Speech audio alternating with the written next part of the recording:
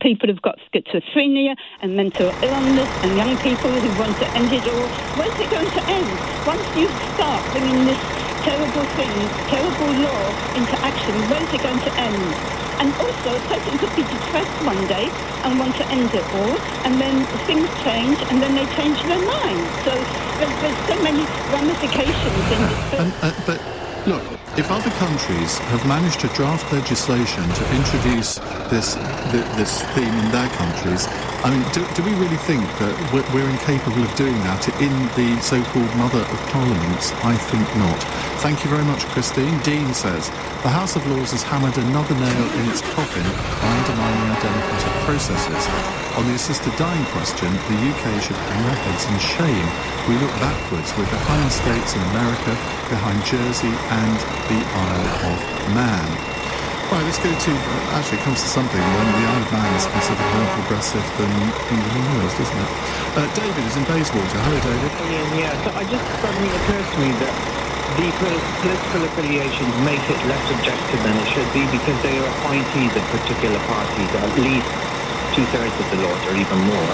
So when there is a bill from an opposing party, how objective can they be if it doesn't fit in with their general political kind of outlook? And so well, I think the House of... hang on a second. Yeah. The House of Lords is less party political than the House of Commons. But it's still still a large number appointed by the Prime Minister. Yes, there are.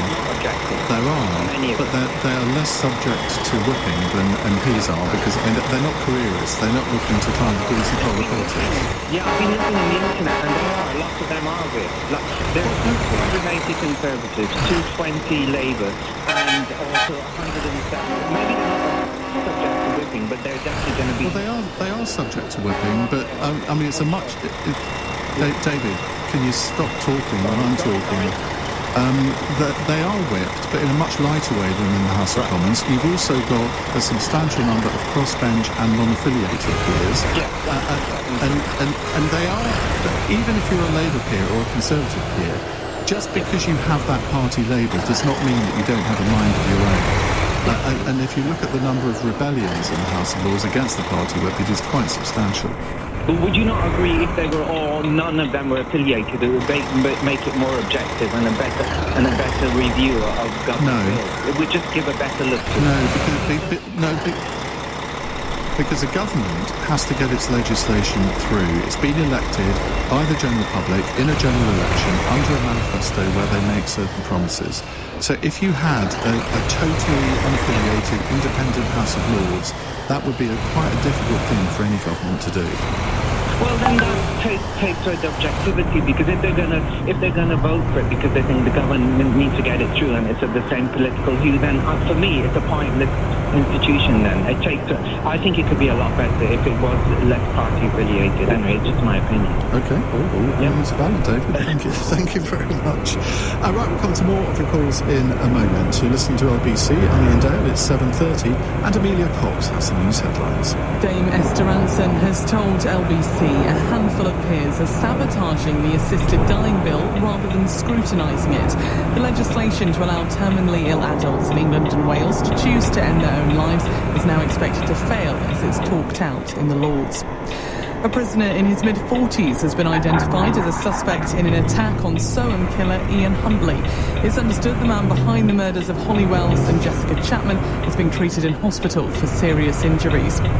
And Instagram has revealed a feature which will alert parents if their child is repeatedly searching content related to suicide and self-harm.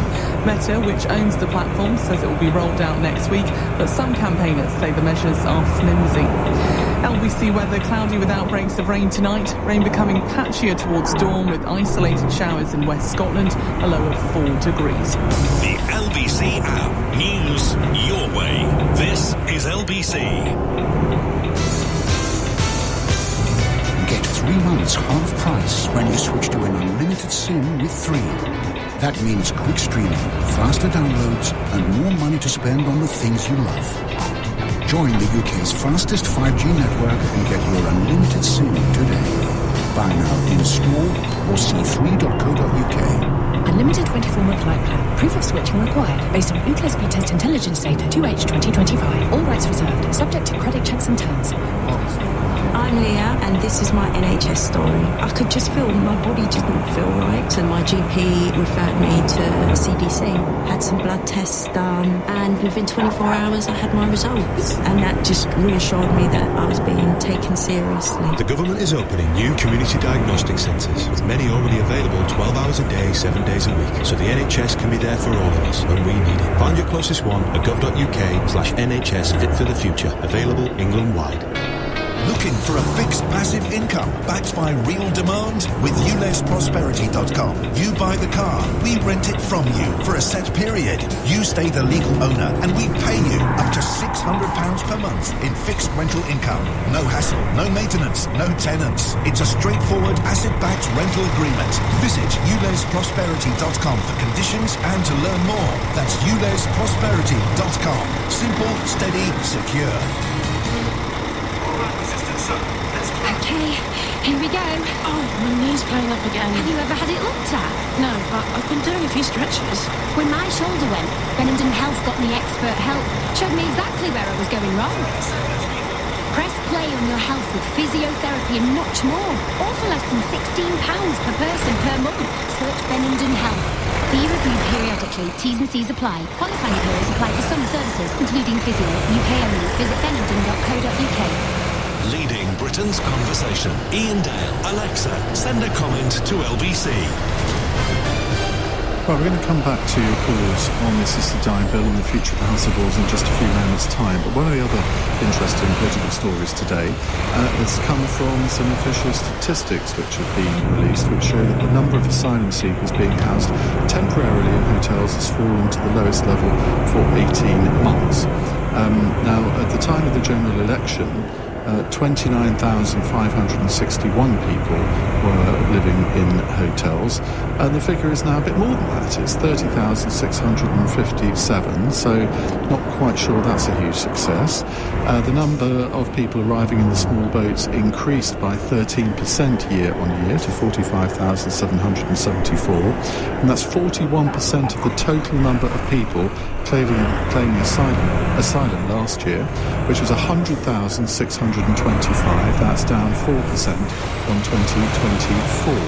So let's get some interpretation and reaction to these figures from Marley Morris, Associate Director for Migration, Trade and Communities at the Institute for Public Policy Research, the IPPR. Marley, very good evening. How do you interpret these figures?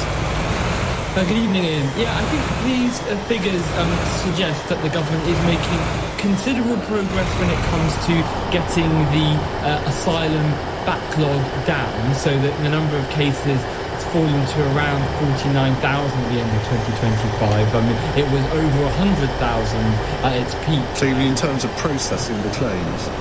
In terms of processing claims, exactly. But as you sort of point out just before, that hasn't really translated into a big reduction in hotel use. And the reason for that is that lots of these claims are being refused and are now stuck in a new appeals backlog, which is actually becoming increasingly significant and a big challenge for the government. And if the government wants to really grapple with hotel use, it's going to need to deal with the appeals backlog, because that's where people are now stuck waiting in limbo whilst their case is decided. What percentage, apologies for asking this because you may not have this figure on the top of your head, but what percentage of people who apply for asylum are granted asylum, and then what percentage of those who aren't granted asylum then go on to appeal? So I think the overall asylum grant rate in 2025 was, I think, 42%. That's a fall from what it was. So I remember a few years ago. Yeah, 75. 75, exactly. So it's fallen quite sharply in the last few years. In terms of people who are refused, I'm not sure of the exact figure, but I think most people who are refused do tend to go on to appeal. And what percentage of those are successful, do you think? Well, I think the latest figures that I've seen was that around half that appeal are successful, the decision is overturned. So there is a significant issue with decision making, because we know that lots of these decisions are actually overturned, or indeed the Home Office withdraws the case before it gets to a decision by the first tier tribunal, because they think that they're likely to lose it. So, and I do think because we're seeing an increase in refusals, and just saying, that does mean that I think there is a risk that some of these cases are going to be overturned. For instance, we've seen, the grant rate for Afghans and now Syrians dropping quite substantially. And it's not clear, for instance, in the case of Afghanistan, whether people can actually be returned. So it's not clear really what's going to happen in the long run to these people, because they're not unlikely to be returned. Their decision may be overturned by the first tier tribunal, and ultimately, actually, that's just going to lead to greater cost in terms of use of hotels whilst people are waiting for these decisions. When in fact, if you made a grant in this case, they could actually be able to work, get on with their lives, and contribute to the UK economy. Thank you very much indeed. That's Marley Morris, though, from the IPPR. Let me tell you who is coming on across question tonight on our panel. We have Phil Rosenberg, the President of the Board of Deputies of British Jews, Dr. Sahel Hanif, who's from the National Zakat Foundation charity, Sarah Simon, political commentator and podcaster, and Aman Bergar, Global Britain Centre think tank founder. So they'll all be here from 8 o'clock answering your questions. You may want to ask about the assisted dying bill, you may want to ask about the immigration figures, or anything else that takes your fancy, apart from the by-election and the Dalton, because as you know, we're not allowed to talk about it on polling day. Right, let's go back to your calls on what's happening in the House of Lords, because the bill on assisted dying is unlikely to reach the statute book because of filibustering, because of the number of amendments that he has laid. Do you think this is a sign that the House of Lords is working very well, as we heard from Christine Crouch-Jane? Or do you think, no, it's actually abusing the parliamentary system by effectively talking it out? Let's go to Tony, who's in Horsham. Hello, Tony. Oh, good evening, Ian. I'm appalled that the House of Lords has talked out the assisted dying bill. I've always been a supporter of the House of Lords. I've known a number of peers in my time, and I'm hugely supportive of it, but now I'm almost of the view that it should be scrapped. Well, just because of this? Just because of this. I really don't think it's close to the House of Lords, given the Commons has voted it through, to talk it down. I mean, the House of Lords, there's a lot of very experienced members there. They do a lot of very good scrutiny work. But this time they've gone over the top and moved forward. You see, I think it's very dangerous just to pick one piece of legislation and say, well, the whole institution needs to be abolished. It's like, I don't know how old you are, Tony, do you remember back in the early 1990s, there were a lot of dog attacks, and the then government introduced the so-called Dangerous Dogs Bill. And it turned out to be a complete dog's breakfast, because it was reacting to a sort of very unfortunate scenario, and they drafted legislation very quickly and then lived to regret it because it didn't work. Well, to my mind, you're kind of you're jerking your knee a little bit here, aren't you, and saying, well, because I haven't got my way on this particular piece of legislation, the whole thing needs to be abolished and replaced with something different. Well, it's the law of unintended consequences, isn't it? You may get something worse in its place. You're absolutely right, but I wouldn't actually want it abolished. I almost of the view that I wouldn't want it abolished. But I think there needs to be some considerable reform, because it's the wrong thing to do. And in practice, no, not actually abolished, but I've lost my respect for the House of Lords over this assisted bill, because it's working in so many other countries. You've only got to take a template from the countries where it's working and adopt it over here. To come up with, 1,200 amendments is absolutely ludicrous. It's talking it out, and it's saying, as the House of Lords, no, we don't want this to go through, and therefore we're talking it out. And I wouldn't actually want it abolished, because there's too many peers doing a really good job in general, and for all I know, they may well support assisted dying anyway. It would be unfair to lose the House of Lords for that reason. But this is the first time I can remember in my life I've been absolutely appalled by something the House of Lords has done. Well, I've been appalled on many occasions over the years, I can assure you. Tony, thank you very much indeed. Let's go to Steve in Shrewsbury. Hello, Steve. Hi, yes, hi. I'm appalled as well at what the House of Lords have done. I couldn't agree with your previous caller more. I think it's absolutely disgusting that a handful of the Lords used a cheap trick to stop it actually going to a vote. And obviously the reason they did that is because they know that it would have gone through. 70 to 80% of the British population want it to go through, and these handful of double old gits have stopped it. Well, they're not. Okay. I mean, you played into it. I'm just so angry that I'm angry as well with Christie with using words like murder. Yeah. A compassionate act. She'll be going on about the Hippocratic Oath and saying, the doctors, they've got to keep people alive. No, they haven't. What they've got to do is do the best they possibly can for their patients. And if the best that they can possibly do for their patients is to end their suffering, then surely they should be allowed to do that. I mean, she's saying, they're going to kill off old people and they're killing off children. It is nonsense. I mean, I don't know where she's getting her information from, which Facebook group she's picking. Well, she's getting her information from lurid stories in the Daily Mail about how the Belgian government is murdering teenagers. Well, I mean, it's insane. I mean, take my wife. 45-year-old. Sorry, I thought you were going to suggest the state should take your wife then, Steve. No. They can't. She's dead. Oh, I do apologise.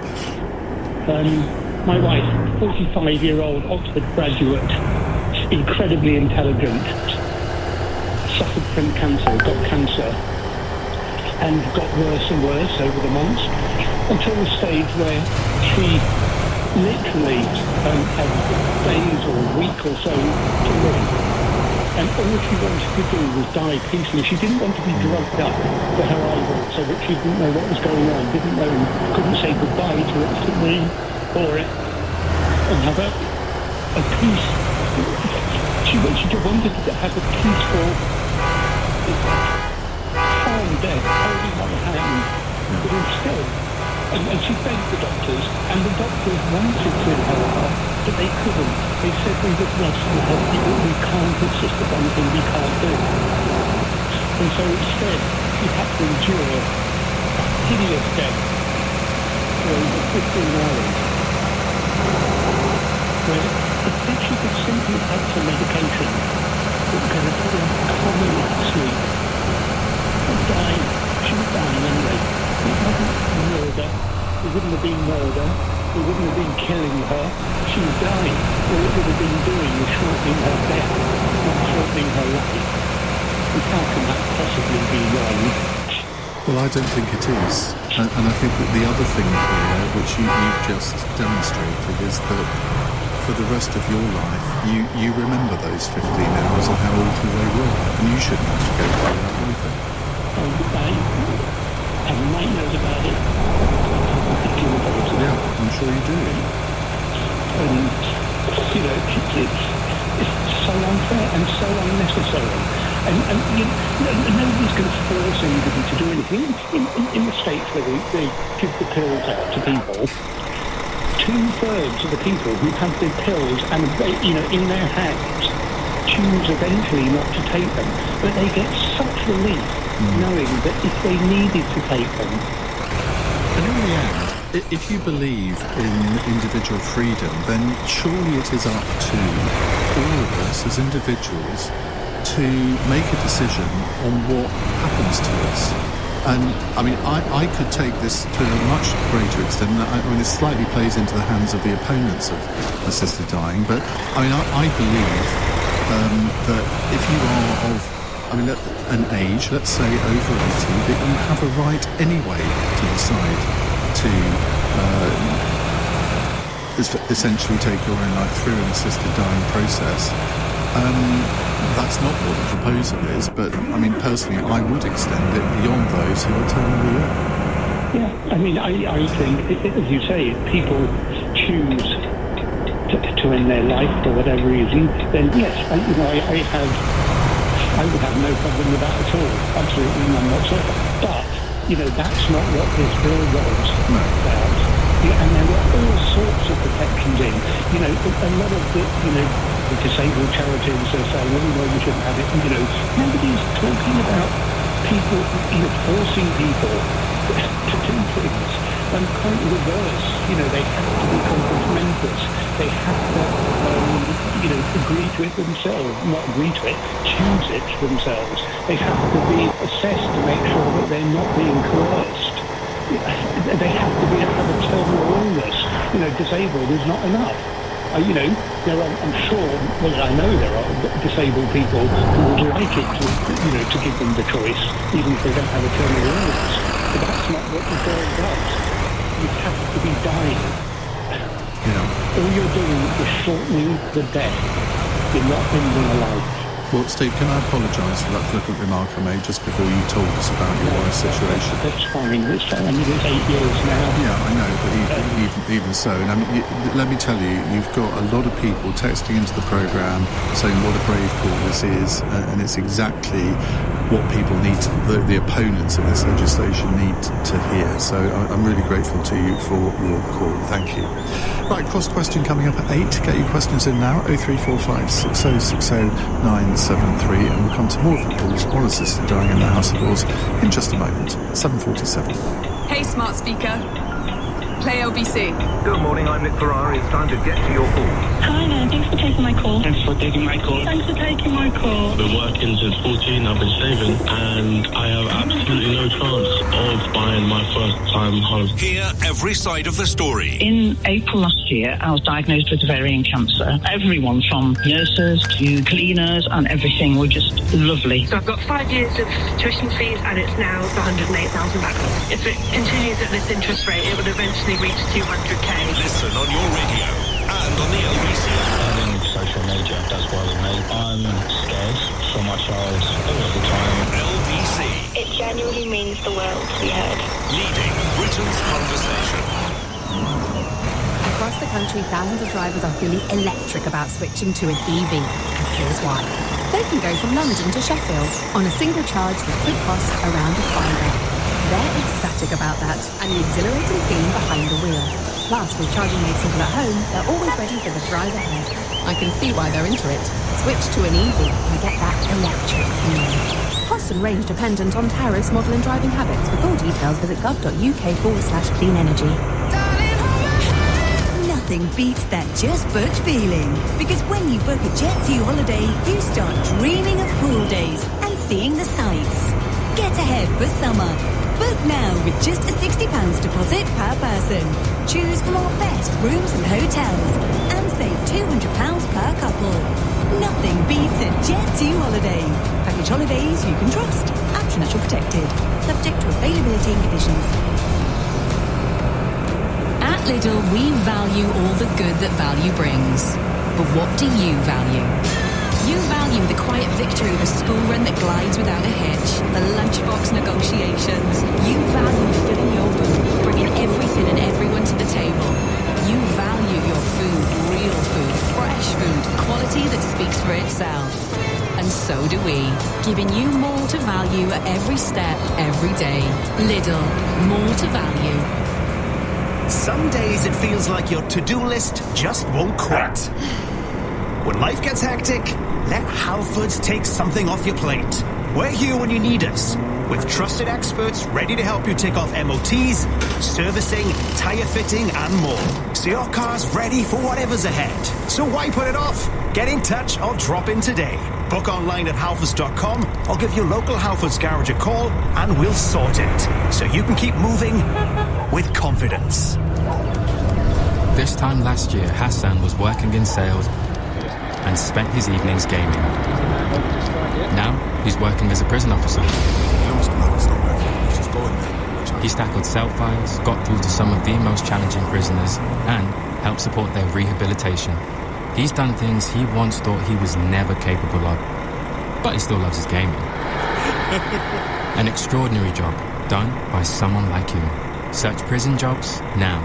Ian Dale on LBC. Text 84850. 10 to 8 on LBC. David says the laws needs to be reformed. No bishops, 50% appointed, 50% elected. Appointments should be done in a manner that is less political than present. The laws in its current form is a fossil. Andrew is in Stockholm. Hello, Andrew. Hello. So thank you for taking my call, first of all. I sympathise with the view that you were expressing earlier, Ian, that there does need to be an upper house of Parliament that provides scrutiny over legislation in a manner that is less confrontational and party political than the lower house. Now, the problem with the House of Lords, however, at least in my humble opinion, is that it has become something of a kind of warped institution where it is composed of a combination of live peers, hereditary peers, bishops and political appointees.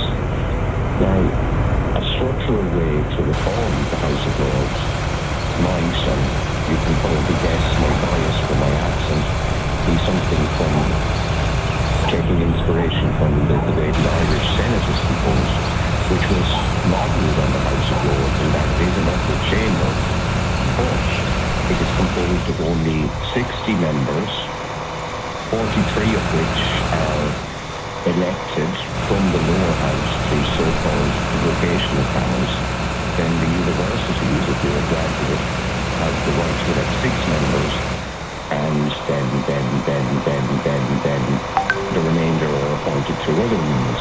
But that's point off, okay. There's what, isn't it? And in fact, the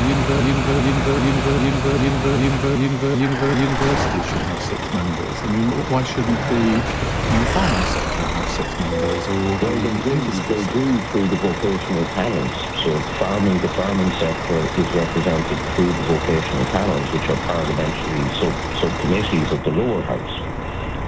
So, but the remainder of the members are appointed by the sitting Prime Minister, which ensures that the lower house, which is the directly elected house, will still prevail.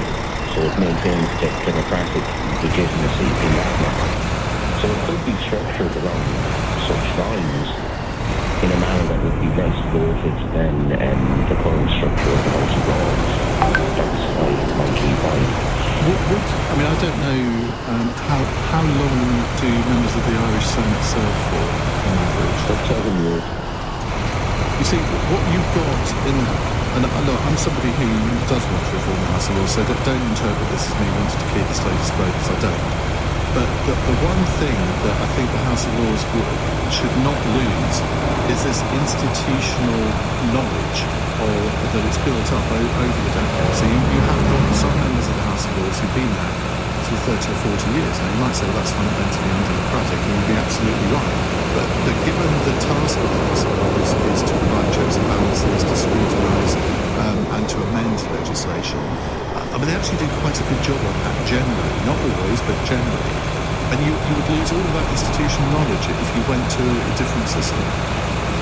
I sympathise with that point as well, but a vocational system would allow the same members to be reappointed periodically, and that is what happened. I mean, the Irish Senate is seen as kind of like the chamber of the greybeards, because they are older parliamentarians who are reappointed through the vocational system, and they maintain that institutional knowledge as a result.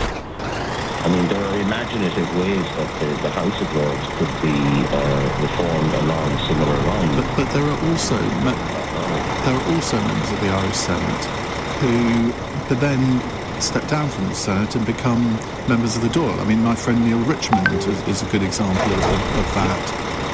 I don't know how often that happens, but I mean, again, the advantage of the House of Lords at the moment is that they're not careerists. I mean, they're not looking for high office necessarily. They have a job to do. I agree with you. I mean, Neil Richmond is kind of like an outlying case. There is a limited degree of kind of like a revolving door system between the Senate and the lower house, but they're the exceptions rather than the rule.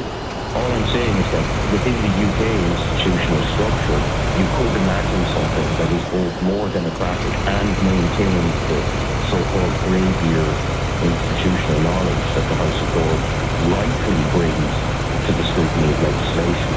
I think that this design bill is again kind of like an outlying case that, certainly provokes emotions because it's such a controversial issue. But there is a way that you can maintain what you value in the House of Lords while also bringing a bit more democratic legitimacy to it. And you think democratic legitimacy is sort of the overriding sort of priority here? I think that this debate demonstrates that democratic legitimacy is something that the public at large cares about a lot. Legitimacy is basically, do people accept the rules, and does it look like the rules are being made in a way that excludes certain voices due to hereditary privilege or bishopry or something, So, you need to maintain balance. That was the original idea behind the US Senate as well. It was No, absolutely.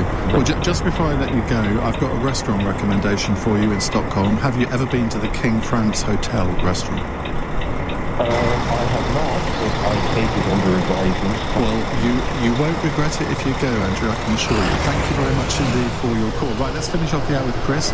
He's the first-time caller in Bristol. Chris, hi. Ian, how you doing? Good, thank you. What would you like to say? So, it's just a quick one. I know you haven't got much time. My dad died of motor neurone disease in 2021. And he died a miserable death at the end. It's a really horrible disease. He wrote to his MP at the time. I don't know if I'm allowed to say the name of the MP on air.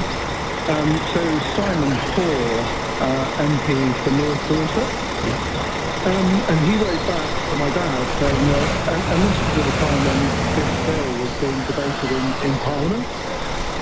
He wrote back to my dad saying that he wasn't going to support the bill on the grounds of his religious beliefs.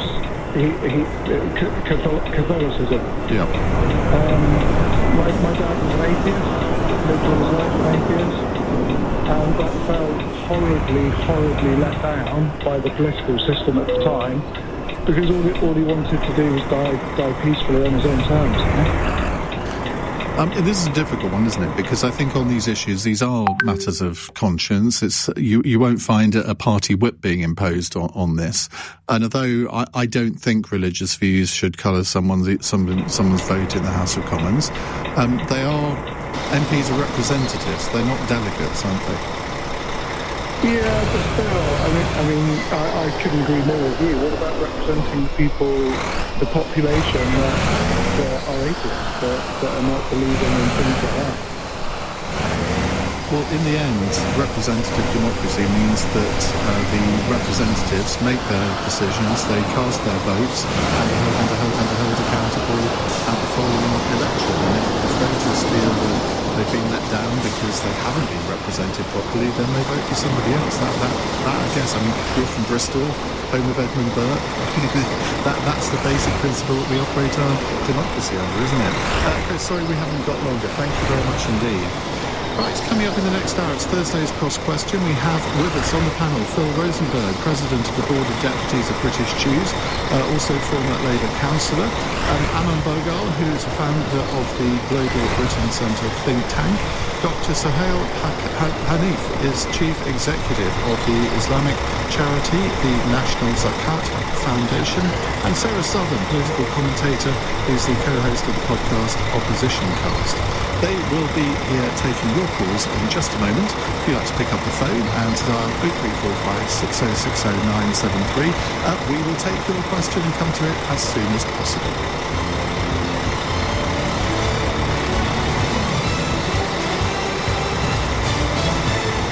On your radio, on the LBC app, and Play LBC. leading Britain's conversation. This is LBC. From Global's newsroom at 8 o'clock, Dame Esther Antons told LBC most people who are opposing the assisted dying bill are doing so because of their religious beliefs. She's hit out of the House of Lords as the legislation in England and Wales is now expected to fail. A handful of Whips in the House of Lords have put forward more than 1,200 amendments, and they are debated at about the rate of 3 amendments every Friday. In other words, this handful of person-hearted laws are really sabotaging the birth. Earlier, Jersey became the second part of the British Isles to allow assisted dying. Solo murderer Ian Huntley is in a serious condition in hospital after a prison attack. He's serving life for killing 10-year-olds Holly Wells and Jessica Chapman in Cambridgeshire in 2002. Hillary Clinton says the congressional committee she's appearing before must get to the bottom of reports that some documents in the Epstein files haven't been released. Other Democrats accuse the Justice Department of a cover-up. And plans to ban traffic from part of London's Oxford Street have been approved. The Mayor, Sir Sadiq Khan, says vehicles won't be allowed between Oxford Circus and Marble Arch. In the city, the FTSE 100's closed up 40 points at 10,486. The pound buys $1.34 and €1.14. LBC weather cloudy with outbreaks of rain tonight. Rain becoming patchier towards dawn, a low of 4 degrees. From Global Newsroom for LBC, I'm Daryl Jackson. Taking antibiotics when you don't need them puts you and your family at risk of a longer and more severe illness. Always take your doctor's advice. Search NHS antibiotics. You saw me, walking along the beach. You watched me turn around the headland, and the tide cut me off. The rocks were wet, too wet to climb, so I panicked. But you didn't. You dialed 999 and asked for the Coast Guard. Coast Guard.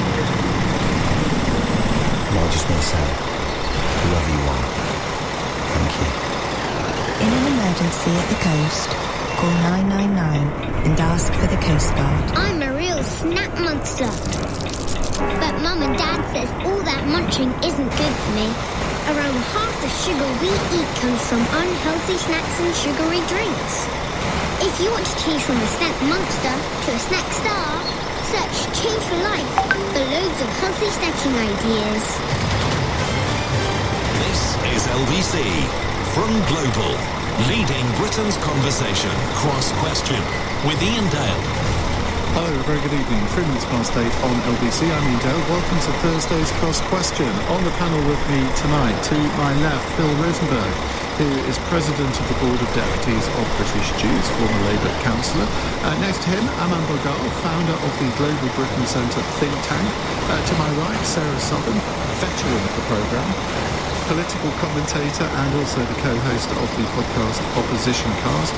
And next to her, making his debut, Dr. Sahal Hanif, Chief Executive of the Islamic charity, the National Zakat Foundation. I did a 90-minute interview with him on his YouTube channel a few weeks ago, and very enjoyable it was too. Well, I thought so anyway. So, welcome to you all. We'd love your questions to our panel on 0345 6060 973, text 84850, and of course you can watch us on Global Player and the LBC app.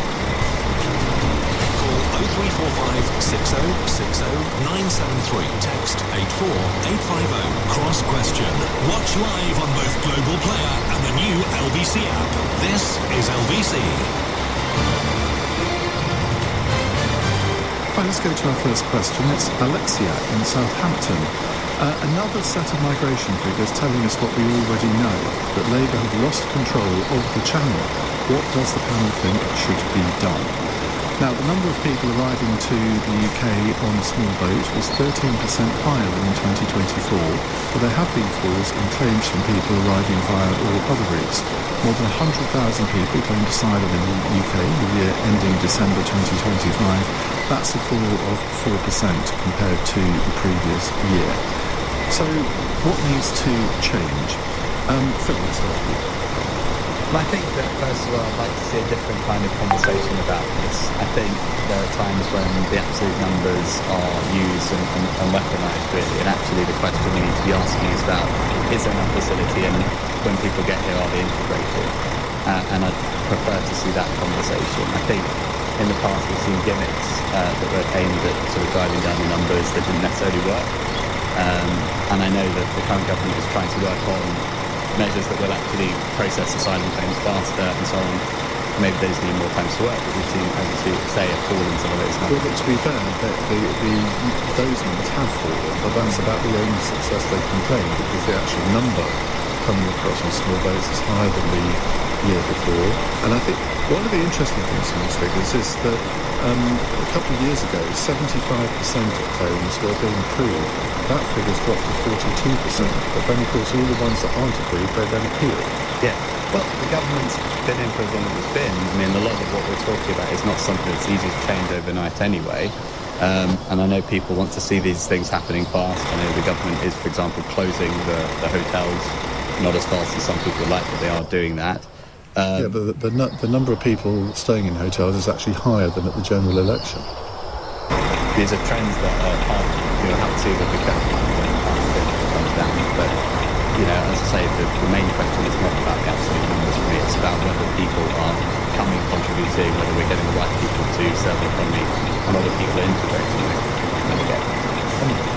Look, you can't integrate people who've already broken the law to break into Britain in the first place. Right? They're not here to integrate. They're here to take and take. Right? They've been through. Hang on a second. That's a huge generalisation. It's not. If these people are illegal economic migrants, right? They're here. Some are. No. But why 42% being approved? Well, I don't trust the Home Office figures at all. The Home Office is absolutely ridden with people who are not acting in British national interest. You cannot have people who have been already, in the largest numbers, been already denied asylum in European countries and then been given asylum here. The vast majority of these people are legal economic migrants. The only solution is a three-pronged strategy. That the boats that are picking them up mid-channel take them back to France. Now there's a precedent for that. Royal Navy boats have landed over the past year under this Labour government on multiple occasions to drop people back. And that should be happening on a daily basis. Yesterday we had 450 people cross the channel breaking into Britain. That shouldn't be happening. Number two, the Europeans are not going to handle the crux of the matter, which is the crossings across the Mediterranean. They are higher than ever. It's going to take British intervention. We have to send in the Royal Navy to work with people across the coast of North Africa to see how we can stem this. Thirdly, it is obvious that a large percentage of people that are coming into the UK are from a certain number of countries. Eritrea, Somalia, I think the other ones are around North Africa. Now these countries have to be taken to task. That we are going to be not giving any visas to these countries, any aid to these countries until they, within their country, address the law and order issue that they have with people trying to break into our country. Would it not be reasonable they would also try and help resolve the conflict and the drivers as well? I mean, there's the stick, but surely there's also the carrot. Places like Somalia and Malta, and the UK actually has played a strong part in trying to do what it can to save them. That's surely part of the equation. Well, military intervention or aid intervention, I think, has always been a murky place when it comes to trying to solve these foreign conflicts. I think the better way is to actually take to task these countries and their leaderships in a way that is going to affect their leadership within their country. That is, stop their aid, stop their rule. Right, sorry, Sophie. It's quite a forceful view that you have there, and I can understand that point completely, but I think my real concern is we're about to head into much nicer weather, so we're going to see much more boat losses. Well, it can't be as bad as it's been here, it surely can't. So as the weather, heads into spring, we are going to see more of that. And I think it is a difficulty, although you might be claiming there are few people in hotels, that still has such a huge impact on a local area. If your hotel used to be somewhere that you pop to on a Sunday for a little outing, perhaps use the leisure centre there and such like, and that's now closed to the local community, that doesn't help with integration within that local community. I think it is such a complex thing. The previous Conservative government couldn't sort it out. This government's had, 18 plus months now. They're not anywhere close to sorting it out. And I don't think it's going to be an easy fix. I would like to see more economic migrants come into this country legally. I think we do need them, even though More. Yes, because I do think even though unemployment is high, it seems as though a lot of people in this country don't want to take the jobs, and I think there are people who want to come here, want to work, want to integrate, and want to be a really good element of British society. So when you see the figures that are projected for the next 2 years, where we could have net emigration from this country, I mean, is this whole immigration argument now becoming almost irrelevant if we're going to have net emigration? I mean, it's concerning if we end up with that. I mean, I have seen often that young people seem to have more aspiration to live in Dubai and make money there than to make a life here. And I think that's perhaps something that the government needs to think about as to how we can inspire people not to have that brain drain from the UK heading off elsewhere. We want young, talented people to remain here, whether that be to start businesses or indeed to work here within the businesses we already have. I'm just waiting for the next TV programme, The Real Housewives of Dubai. I think it already exists. Do you? I think it does. It's so behind the times. So how many you've watched, Rosie?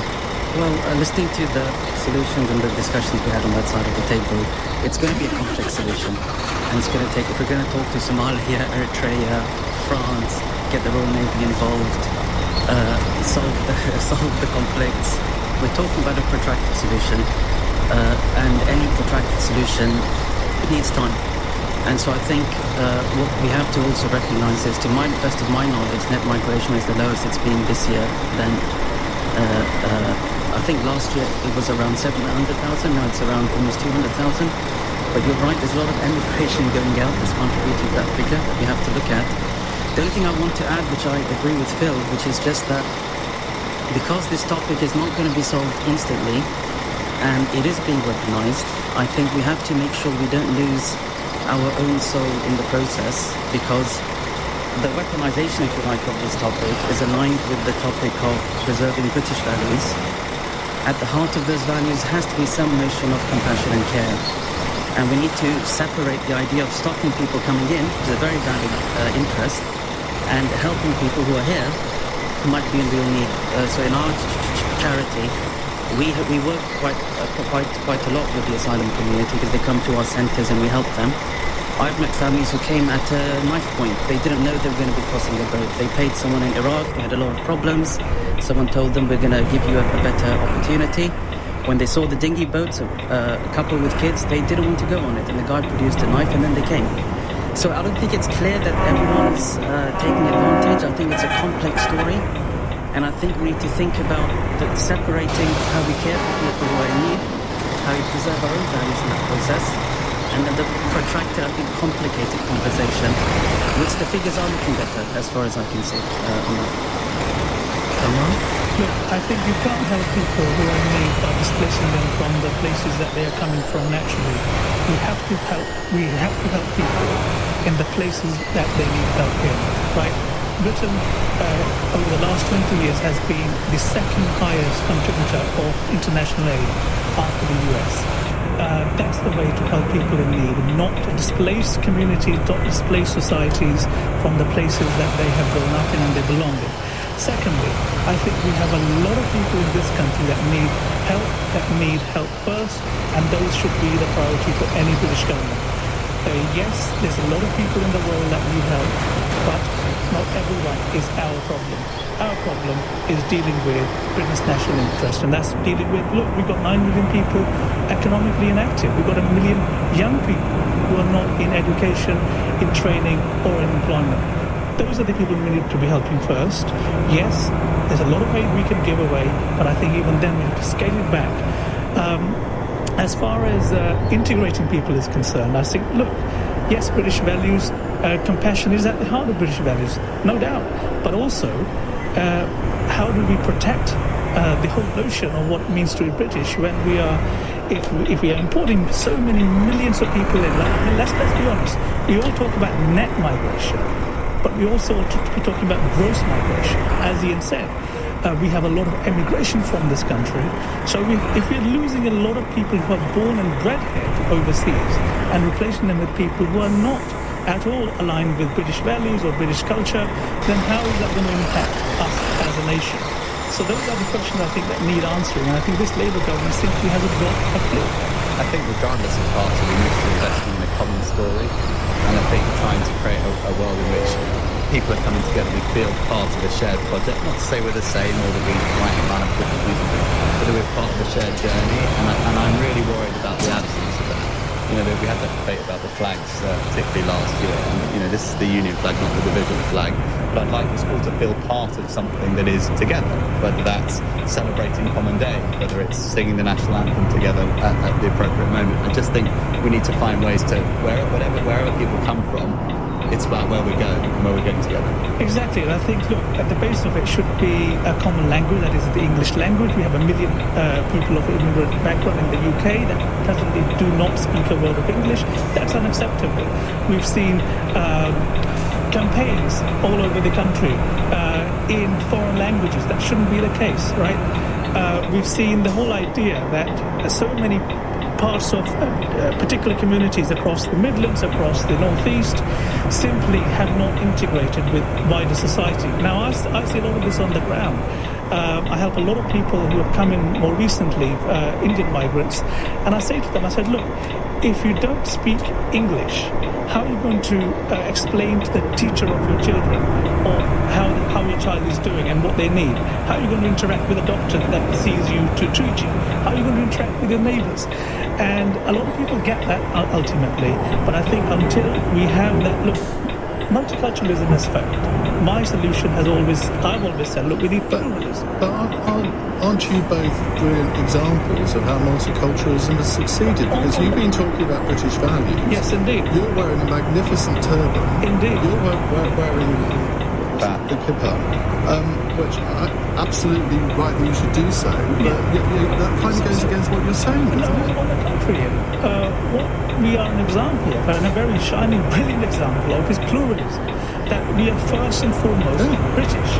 At the same time, our ethnic heritage, our religious heritage, we have kept it alive and very well, and integrated into British society. And that, in my view, that is pluralism. That there is no competing culture, right? I have very much integrated my Indianness into my Britishness.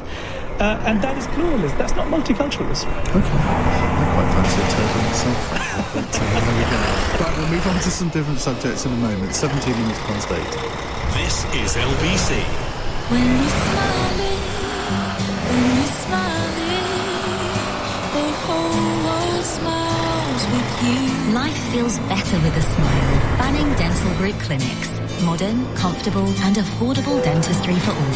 See online for our price match promise. Keep on smiling. Keep on smiling, keep on smiling, and the whole world smiles with you. banningdental.co.uk. A message from TFL. I saw Lisa's photo in my newsfeed. All I can think of is her family. How they're getting on. If they're getting on. I didn't look when I pulled out, and she never made it home. Sounds crazy, but it felt like a motorbike came out of nowhere. But I know the truth. I didn't look again. Drivers, take another look, not a life. To the Mayor of London and TFL, every journey matters. We asked patients at Great Ormond Street Hospital what makes someone special. They can make me laugh lots and lots and lots and lots. They have to like arts in class. Their favourite food is chocolate cake. They might be a magician, so they can magically make me better. They will be kind. Does that sound like you? Be someone special and leave a gift in your will to Gosh Charity. Search Gosh Legacy for your Gifts in Wills guide. Thank you. Cross Question with Ian Dale. Watch live on our free Global Player app or the LBC app. 90 minutes past 8. With us on the panel, for those of you who've just tuned in, why are you late?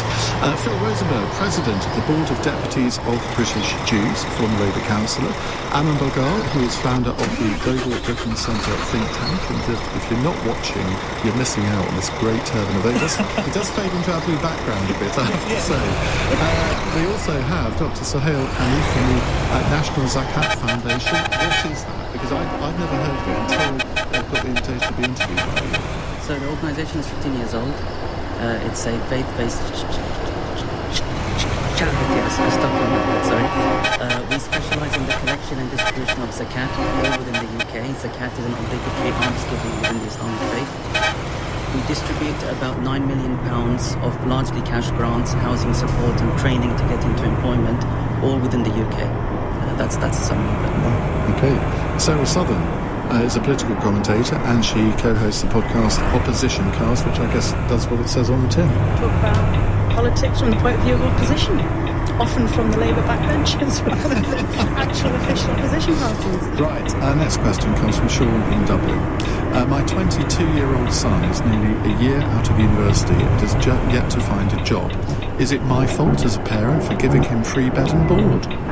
Well, it was revealed today that nearly 1 million young people aged 16 to 24 are not in education, employment or training. The social mobility czar, Alan Milburn, today suggested that the NEET crisis could be in part due to the house of mum and dad removing incentives for young people to get up and work. Is that too simplistic, Sarah?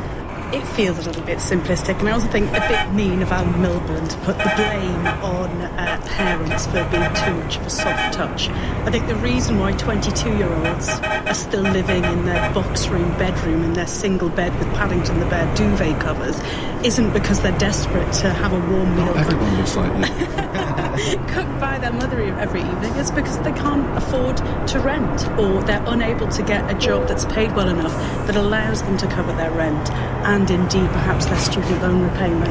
I don't think it's easy for people fresh out of university at the minute to make the inroads in their life that we were able to 20 years ago. It's not as easy as it used to be. Well, up to a point. I mean, 20, 30, 40 years ago, people still lived with their parents after university for a time. For a short period, yeah. But I don't think people were still living with their mum and dad. Not until 40. No.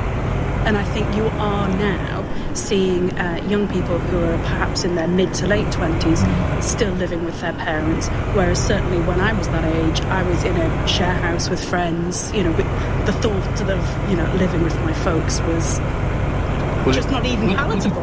Shall we say constrained your activities? Well, exactly. I feel as though young people are missing out on a lot of fun because they don't have as much freedom as perhaps we did when we were their age, because money went further.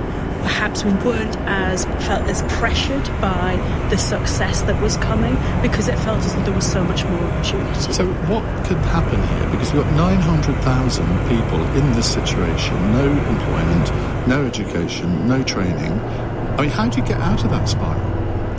Well, it's terrifying, and I do think it is going to become a bigger and bigger issue for the government, because if young people aren't feeling as though they should be going into the workplace and they're thinking that somehow they're going to get this magic money tree from their parents, I think we need to start looking at care costs, because perhaps that magic money tree might disappear before they're ready. But I do feel as though at the minute one of the big problems that businesses have in wanting to hire young people is they're constrained. If they're going to put minimum wage up for younger people, you're less likely to take someone who's 18 and fresh out of school versus someone who's perhaps 30 if you're having to pay them the same way. You want that person with experience. If people aren't going to university because they're so frightened by the debt that's obviously being talked about a lot at the moment, where are we going to get the next skilled people? If people are worried that AI is going to take those entry-level jobs, how are you going to end up with the middle managers? I think it is going to be quite the issue for all of us in actually the immediate future, not even the future. So, hey? Yeah, no, I fully agree with what Sarah said. I first came across this problem about just within the last year. There's a family very, very well-to-do, two very well-educated sons just out of university. Neither can find a job. But one is working for a start-up for no money and one is applying for jobs. The fact that they're staying at home is allowing them to aspire for a job that they're educated for. And to blame it on parents and say, no, kids have to forget their education, forget their aspirations, get any old job, I don't think that bodes well for the future of skilled labour. And I agree with Sarah that it's a very tough time to be a graduate right now. So I think definitely the NI, minimum wage, student loan, it's a systematic problem, but I think parents are allowing the more highly skilled, aspirational young people to really aim for what they think they should be aiming for, and I don't think we should blame them for that. The larger solution, I think, is very complicated because of the reasons that you've mentioned. Do you think part of the solution is for a young person in that situation just to take any job, just to get on the employment ladder, because once you've got a job, I think and it sounds a trite thing to say, but it is easier to get another one. And just to sort of sit there and say, well, no, I can't do that because I only want the job in the area that I'm qualified to do. That doesn't work in today's society, does it? I think we did a whole rethink for young people. I'm talking to my daughter now, so at school they've been introducing them that actually you don't have to go to university, you can do an apprenticeship, you start working, there's no loan, you get a degree, and so I'm talking to her about that. Her mum is really angry while I'm discussing with her how to go to university. She got well mad at me once while I was discussing this. So it's a cultural shift, but you're right, I think it is a competitive environment now, and I think the whole idea of I'm going to go to university, I'm going to have fun, I'll study a bit, I'll figure it out later, that culture is not going to be healthy for them anymore. So I do agree, it's get working young, get involved, earlier on. I think this can be very important. Look, I think the family home, I think, is a sanctuary for a lot of young people who are otherwise not able to find these jobs, not able to get onto the employment ladder, and it's not been made easy for our youth to find jobs, of course, because the national insurance jobs tax has made it £4,000 more expensive per year to employ a young person, certainly without much experience. How many small businesses are going to be able to afford that? It's a 68% jump in terms of the cost of employing a young person. I think that needs to be sorted first and foremost. This government has to take back the jobs tax that it has imposed on small businesses, and I think just with that we'll see a hell of a lot more younger people getting employed. I mean, look, I've got a 20-year-old daughter myself. She's in her second year at King's.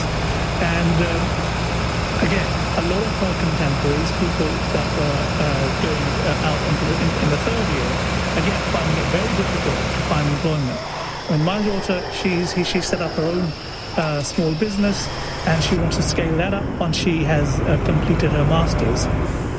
But again, aspiration is what made this country great. And I think if it's the family home and the parents that can help, little bit support that step up to aspire in that aspiration to get a job or start a business. And again, the government, I think this Labour government has got it the wrong way around. They're trying to fund, I think, apprenticeships, spending £1.5 billion on trying to get people into apprenticeships, but at the same time making it more expensive for small businesses to employ them. That's got to go. And of course, let's also not forget, we've lost nearly 50,000 young aspirational people over the last year who've gone off to Dubai, Singapore, or even America. And the fact that today Britain is poorer than the poorest American state, which is Mississippi, is a real indictment of where we are in the country. Before I come to you, let's take a quick follow-up call from Bob in Harrow. Bob, what would you like to say? In response to what the gentleman said about his daughter being encouraged to do an apprenticeship, I'd like to ask the panel, is gaining an education in university more or less important than gaining an education in apprenticeship? If you go to university, you're going to get social contact and gain and build social capital. So the question to the panel is, going to university, you're guaranteed to get social capital. That's what Kate Middleton did. Or getting an apprenticeship, you're going to get education.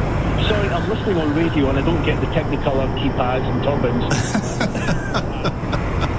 Right, Phil. I think the answer to the question about whether it's university or apprenticeships or vocational training really depends on the person. And I think my main advice to people would be try and find something you love and do it. And that might be vocational, and there shouldn't be the stigma that there sometimes is in there. And, if it's conventional university, that's quite good. But I think in all cases, education is really important, because the world is changing fast, and in this really competitive skills market, having that training, that education, whichever of those routes is really important. So to Bob's question, it really matters what the individual is.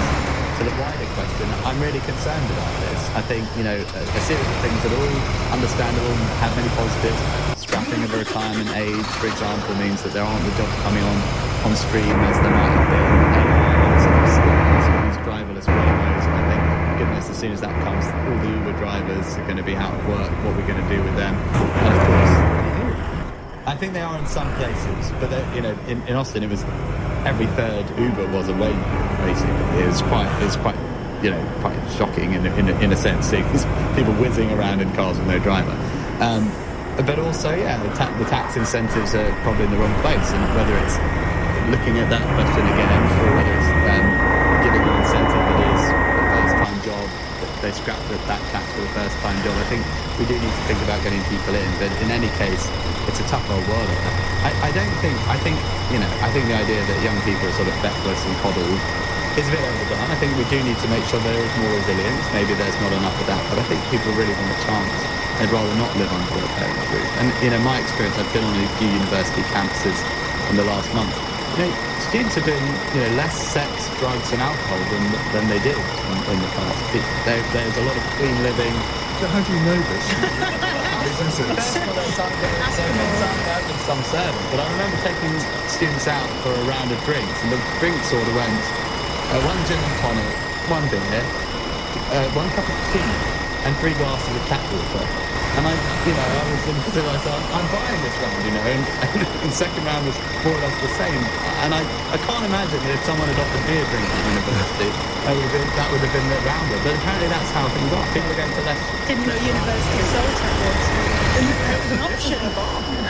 Thank you. I didn't go to university, so I went straight from doing my AS levels to go and join the foreign group at that time. So, yes, university is not for everyone. I know people young people who've just gone on, I know this young fellow, was studying for his GCSEs, didn't do too well, but then he's gone on to become a scaffolder and he's doing really well. He's saving up for his deposit. So, I think Aspiration Nation is where it is at. We need to be doing far more to encourage people to do stuff, and we are not. We really are not. Right, let's move on to some other subjects after the news. It's 8:32. Headlines with Amelia Cox. Dame Esther Ransom's told LBC the assisted dying bill in England and Wales is failing because of sabotage, not scrutiny. It's understood the government won't allow the House of Lords more time to debate hundreds of amendments. Serial murderer Ian Huntley is in a serious condition in hospital after a prison attack. He's serving a life sentence for killing 10-year-old Tyrrell from Jessica Chapman in Cambridgeshire in 2002. And Instagram announced plans to notify parents if their children repeatedly searches for terms associated with suicide or self-harm. Meta says parents who signed up parental supervision will receive alerts if their child searches such terms within a short period of time. LBC weather cloudy with outbreaks of rain tonight. Rain becoming patchier towards dawn with isolated showers in West Scotland, a low of 4 degrees. LBC. Buying a home on a holiday park was the retreat you always wanted. But then came unexpected site fee increases. And that was before the dramatic loss in value. If you bought a home on a holiday park in the UK, you may have been missold. holidayparkadvicecentre.co.uk could help you receive thousands in compensation. Text ASSIST to 78900. That's ASSIST to 78900. Turn up your taste buds with Dolmio Intensify pasta sauces. From mild creamy garlic and black pepper to bold smoky garlic and sun-dried tomato. Whoa! And spicy smoked paprika and chili. Woo! Try Dolmio Intensify. Pasta sauces with serious flavor. Dolmio, yeah. 1983 election, she's won a landslide second term. Police have been deployed to disperse crowds as the poll tax riots escalate. Credit crunch is continuing to spread from the USA. Britain has left the European Union. I mean, the list goes on. Boris, Liz, We've Rishi. helped Britain invest through 45 years of change. That's why we're the UK's #1 investment and savings platform, trusted by 2 million people. Hargreaves Lansdown, helping Britain invest for it all. Investment returns vary. For claim verification, visit hl.co.uk. When you're smiling. Banning Dental Group clinics with over 5,000 top-rated Google reviews. Keep on smiling. At TfL, we're helping make roads safer. We're continuing to roll out lower speed limits because 20 miles per hour roads have already seen 24% fewer collisions causing death or serious injury. We're also improving junctions to help keep you safe. And improving visibility for our bus drivers with new wing mirror cameras. Search TfL Improvement Plan. To the Mayor of London and TfL, every journey matters. Comparison of collisions data before and after implementation 20 miles per hour speed limit. Cross Question with Ian Day on LBC. Text 84850. 8:35 on LBC. On our panel, Phil Rosenberg, President of the Board of Deputies of British Jews, Aman Bogal, founder of the Global Britain Centre think tank, Dr. Sohail Hanif from the National Zakat Foundation, and Sarah Sullivan, political commentator and podcaster. Right, Nikki in Kent says, is a conflict with Iran more justifiable than the war in Iraq, given Iran's role as sponsors of international terrorism, supporting groups such as Hamas, Hezbollah and the Houthi movement, as well as its alignment with Russia? From this perspective, Iran represents a greater global security concern than Iraq did. Thereby, Nikki has answered her own question. Donald Trump, this is a bit of background, Donald Trump used part of his State of the Union address to assert that Iran was rebuilding its nuclear capabilities as the USS Gerald Ford aircraft carrier makes its way towards Iran. Though today it's being reported that nuclear negotiations between the two countries have gone reasonably well. Philip. Well, war should never be a first resort, and it's important that these negotiations are going on, they're serious, and clearly both sides are trying to apply pressure to the other. But however, Iran is a real threat, and we hear repeated warnings from MI5 about the numbers of threats they've disrupted in this country. Of course, we know about the nuclear program, which is a real threat not just to its neighbours, but to us as well. The ballistic missile program, which they're building, and their funding of terror proxies. And what we saw in the last month of the way that they've treated their own people, the crushing of the ruthless way that they crushed their own people in those protests, is a real concern. So, unfortunately, military intervention probably has to be an option, but like every time, should be the last option. Do you sort of take seriously that comparison between the conflict with Iran now and what happened 23 years ago? It's, Iran is a much more challenging military prospect. The army is much larger and stronger. But that said, at the same time, in the other side of the equation, the threat is much more real. I mean, there was, the weapons of mass destruction that were supposedly there. Now in Iran, we really see the impacts not just in the Middle East, but actually here as well. As we say, the tangible threats that might have been destruction. We saw those arrests last year as well, an imminent planned terrorist attack, and backed by Iran, it seems. So it is real, and we can't just allow that to continue. At the same time, of course, tough negotiations and trying to use every other means first is the right approach. So, hey. I think because the question made the comparison with Iraq, I think it's worth remembering that what we achieved with Iraq is not very clear other than destabilize the region, hand over Iraq to Iran. I think strengthen Iran's hand in the region led to the growth of ISIS and various terror groups there. I think these matters are very delicate. We've not shown ourselves to have a good track record in every...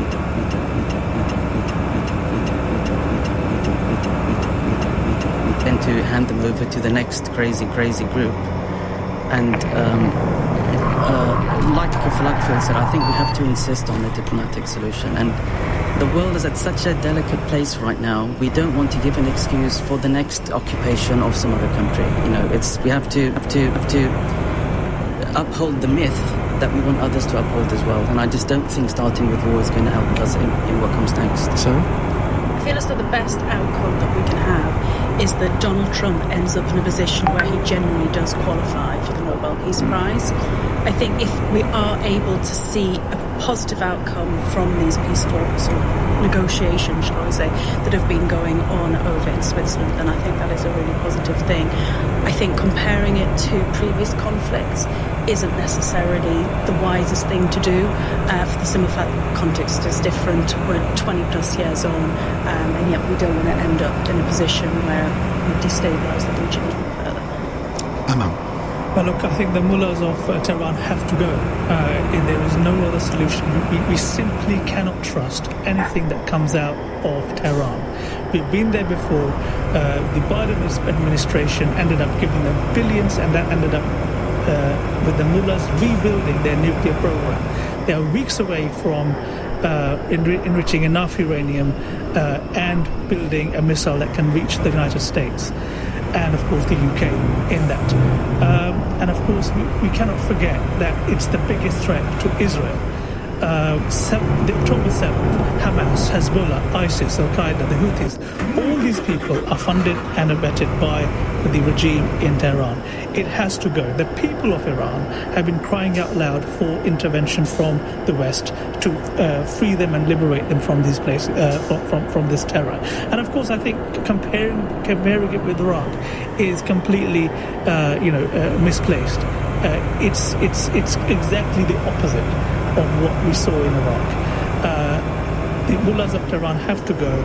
I think that's the only solution to a lasting peace in the Middle East. We already have the vast majority of the Middle East with the Abrahamic Accords coming together to stand with Israel and have peace, and that's the way forward. A text here says, Ian, just a quick text to congratulate your team for putting together such a sensible and entertaining panel. A very enjoyable listen. That would be Corey then. Right, let's go to another question from Patrick in High Wycombe. Why are there so many empty houses in this country, and why can't I have one of them? Great question, Patrick. And a government council tax database revealed today that more than 500,000 homes in England are empty. That's 1 in every 25 homes. That is an incredible statistic, isn't it? Aman, do you have can you work out why that would be? Well, a lot of these houses are in a state of, decrepit situation. I think, 300,000 empty homes, but also at the same time 1.3 million people are on the waiting list for a council house, for example. And of course, the other angle on this is that we're simply not building enough new housing. And of course, the Labour government has promised that they were building 300,000 houses per year over their term, and a total of 1.5 million, and they're falling short by about a third. All right, we haven't seen 300,000 houses, new houses being built in Britain since 1970, and that simply isn't good enough. Again, we were talking about the young people having to stay at their family home for longer.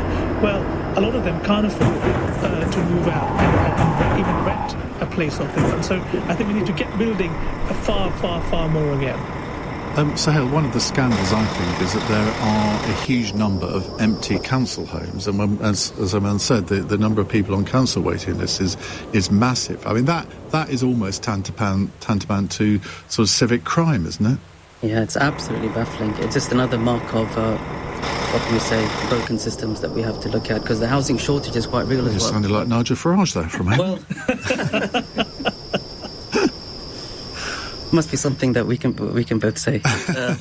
But what was I going to say? Because the housing shortage is real. They say we need 600,000 homes over 10 years. 600,000 homes a year for 10 years to hit the housing shortage.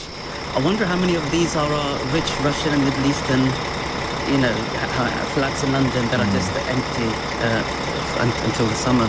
It'd be good to look at the data behind this, actually. Sarah? If we were to take a meander down the Thames after the show, you would see so many high-rise blocks that have got no lights on. And they're not cheap council houses or, social housing or anything like that. Flats are so expensive they can't afford to put the lights on. But, these are very expensive properties. And the lights are off. Why are they off? Because they've been bought by international investors. Now, perhaps they might not be getting the return that they're hoping for, because there is certainly a suppression in pricing for flats in London at the moment. And that could be kind of tied in to the leasehold reforms that are coming in that flats aren't being seen as such an attractive purchase anymore, which I think can have an impact. People don't want to rent them out because the landlord restrictions that are coming in does have an impact. So I think we need to be very careful with how we deal with housing, not just wanting to build lots of housing, but the stock that we have is available for people to want to purchase without putting too much restrictions on leaseholds and not making it too difficult for people to rent them out as landlords. Phil, if we got to the point where local councils should have the power to sequester houses that have been empty for, say, 3 years or something. We face a housing crisis, it's possibly worth thinking about that, but I would go first to the ability of councils to be able to double or triple council tax on vacant properties. I think in a time of absolute crisis, we can't have people who for understandable reasons, maybe it's not the best moment, have decided to keep their homes vacant. We need to change the incentives because we face that crisis. And if that rise in council taxes, people are prepared to pay, some of those people will be prepared to pay it, hold on to that asset for another day, well, at least that money will be coming in to invest in those council services that we all so much need. And if they say, you know what, this is not the way to go, suddenly you'll get lots of houses onto the market that hopefully will depress prices and allow people to get onto that ladder. As for council homes that are vacant, they need to crack on. We need to be working out. To be fair, this has been going on for decades. Yeah. We need to make, well, these days, particularly with the availability of data on these things and the ability to kind of scan things, there need to be more efficient systems of kind of making sure you're renting, getting these back onto the market. Right, keep your questions coming on text 84850, on WhatsApp, and the calls 0345 6060 973. It's 8:46. On the latest episode of The Newsagents. Save it, abolish it, reform it, junk it. We're talking about the royal family and how it needs to change. Get the latest episode of The Newsagents with Emily Maitlis, John Sokol and Lewis Goodall. Listen or watch on our free Global Player app or the LBC app. Calling all young creatives. It's time to get prepped for the future you want. And where better than Global Academy? Here's Imad, a GCSE student in Year 11. Alongside my core GCSEs, such as Maths, English and Science, I study creative subjects such as media, drama, art and design, business and music technology, which are all recognised by the industry. Global Academy. Apply now and join us in Years 10 or 12. globalacademy.com. When you're smiling. Banning Dental Group Clinics. With over 5,000 top-rated Google reviews. Keep on smiling. The Thameslink train is a place where family moments become more peaceful. Where you can spread out and a game of I Spy gets a scenic upgrade with snacks, stories and the occasional sheep for a bonus point. Less stress, more yes with kids' tickets for £2 at thameslinkrailway.com. Terms apply. It's not easy being a clamp, stuck on the wheel of the one person on the street who didn't tax their car. Yeah, got a in at number 7 and talking about you. Bet the neighbourhood group chat is as well. Wish I had a group chat. Maybe I can chat to myself. Hi, Clampy. How's it going? Not great, Clampy. Being clamped to the only untaxed car for miles is so lonely. Over 98% of drivers tax their vehicle on time. Tax it. Don't risk it. Visit gov.uk/DVLA/tax it. If you have an M&S online account or a Sparks card, your data may have been exposed in a recent cyber attack. Last year, M&S confirmed a data breach affecting customer information, including personal data. If you've ever shopped online at M&S or used Sparks, you could be entitled to compensation through a group action claim. Check your eligibility today at jointheclaim.com. It's quick, secure and easy to do online at jointheclaim.com. 1983 election, she's won a landslide second term. Police have been deployed to disperse crowds as the poll tax riots escalate. Credit crunches continuing to spread from the USA. Britain has left the European Union. I mean, the list goes on. Boris, Liz... We've helped Britain invest through 45 years of change. That's why we're the UK's #1 investment and savings platform, trusted by 2 million people. Hargreaves Lansdowne, helping Britain invest for it all. Investment returns vary. For claim verification, visit hl.co.uk. Cross Question with Ian Dale on LBC. 8:49 on LBC. Phil Rosenberg, Aman Bogal, Sohail Hanif and Sarah Southern with us answering your questions. I'm going to keep my views to myself on the next question because otherwise we might have some violence in the studio. Liam in Manchester says, I was surprised to see Esther McVeigh call for the mandatory labelling of halal and kosher meat in the House of Commons yesterday. Should we not go further and ban the barbaric practice entirely? I think that the question is based on a misconception. The idea that if you eat meat, an animal dies. That's, people should know that. It's not that if you don't have religious slaughter, the chicken suddenly emerges like a mushroom on the shelves of a supermarket. If an animal is dying, the process is not attractive to look at. In the processes which involve stunning, that's a captive bolt to the head of a cow. That is gassing of pigs, that's the electrocution of chickens. In many cases that goes wrong and renders the animal in serious harm. These mass-produced versions of animal slaughter are something that would be very difficult for anyone to watch. And indeed, any form of slaughter is hard. People are not used to it to watch. In the case of kosher and halal, it's one person, one animal. In the case of kosher, and I don't know enough about halal, but I understand it to be similar. If there is a mistake that harms the animal more than, that injures the animal more than just the swift cut that kills it, it is rendered. Swift cut. Yes, it has. Certain throat. That's what happens. Minutes to die. That's what happens. It's much quicker than that. A lot of studies have shown it's under a minute. Loses consciousness very quickly because the oxygen is supplied to the head. And as I say to you, if you are someone who says I'm vegetarian, I won't eat animals, understand you don't want to see animals killed at all. But to imagine that a process of the mass slaughter of animals is better than a process within which there has to be individual care to make sure that this is a process that's not of any, doesn't cause any extra pain to the animal. So you know better than a vet? There are different studies that show different things. Most vets would agree that halal and kosher is more cruel than normal slaughter. I'm not sure that's entirely wrong. There are some campaigns on that issue, but again, I understand why in principle people want the idea of stunning, but if you take, for example, the number of cows that are misstunned, I think it's about 10%. That's more certainly than the entire kosher market. I think possibly even more than the halal market. So I think we need to look at animal welfare holistically. We don't want animals to suffer. That is what the whole process of kosher and halal was designed to try and avoid. And I think that it's right to make sure that it's properly regulated. Labelling, for example, we want kosher meat to be labelled. We just don't want it to be pejorative. If people are interested, they should see, for example, what happens to the animal as a whole.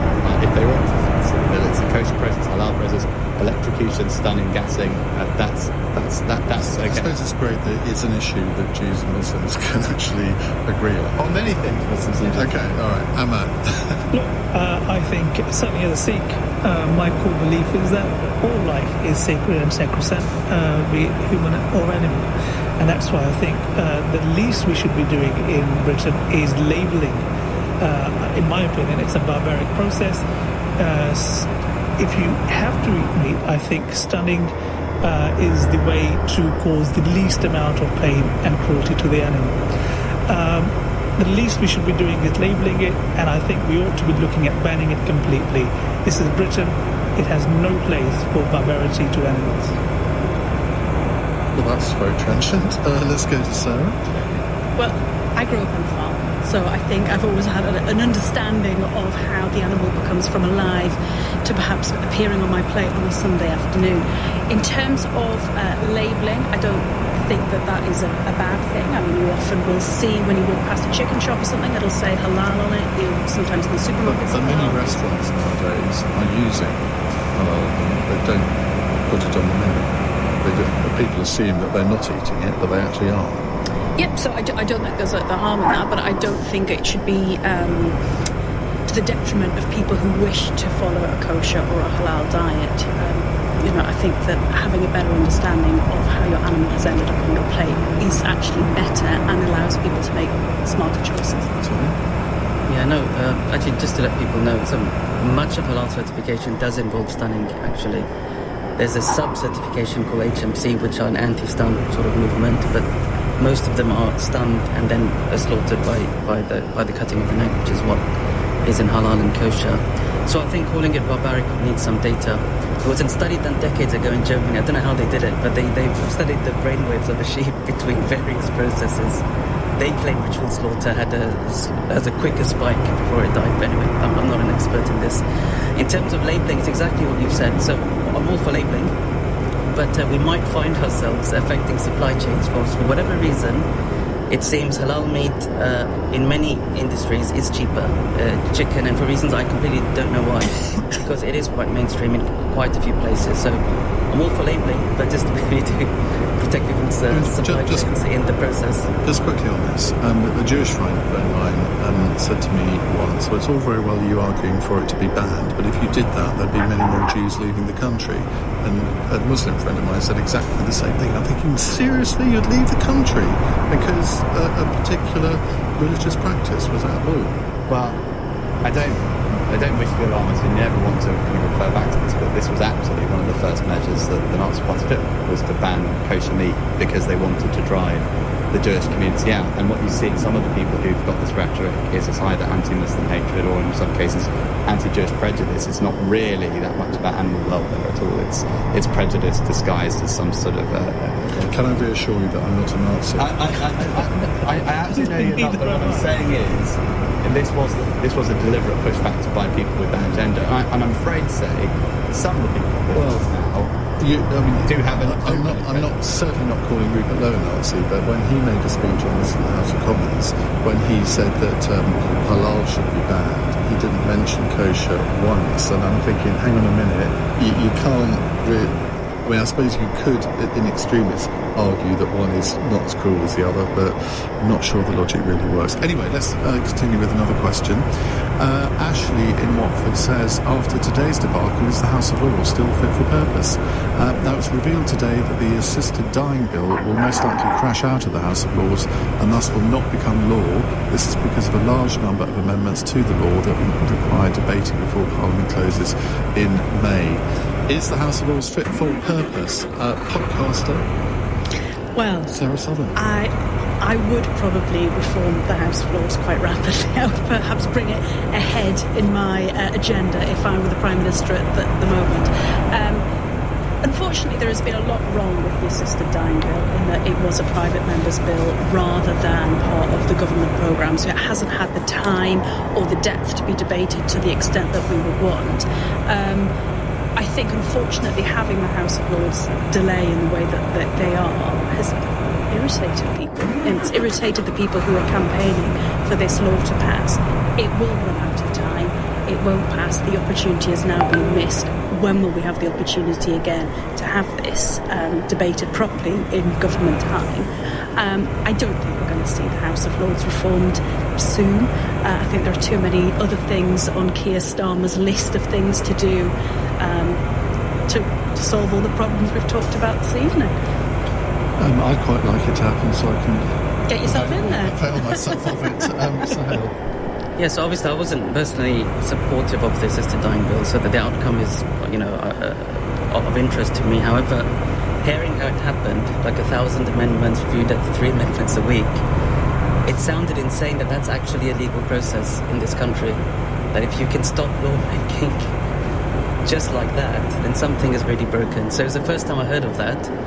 And yeah, that can't be how we have to amend laws purposefully, not through a form of filibustering on paper.